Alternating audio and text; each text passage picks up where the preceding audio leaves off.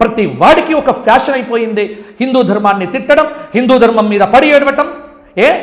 మా లడ్డూలో తప్పు జరిగింది అని మాట్లాడటం తప్ప. ఇలా మాట్లాడే వాళ్ళను మీరు ట్రోలింగ్ చేస్తారా?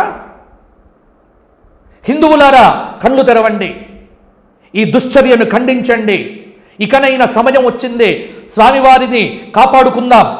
సనాతన ధర్మానికి ఒక బోర్డు ఏర్పాటు చేయాలి. భారతదేశం మొత్తం ఆలయాల రక్షణ కోసం ఒక చట్టం తీసుకుని రావాలి. హిందూ ధర్మాన్ని అవలంబించేటువంటి వారందరికీ కూడా ఒక రక్షణ కవచాన్ని ఏర్పాటు చేయాలి.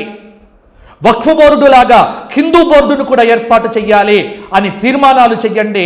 ఒక్క మాట చెబుతున్నా, మొన్ననే ఆంధ్రప్రదేశ్ ప్రజలంతా బుద్ధి తెచ్చుకొని అద్భుతమైనటువంటి విజయం ఇచ్చినారండి. అందుకే ఆంధ్రప్రదేశ్ ప్రజలందరికీ మనస్ఫూర్తిగా శిరస్సు వంచి ధన్యవాదాలు చెబుతున్నా.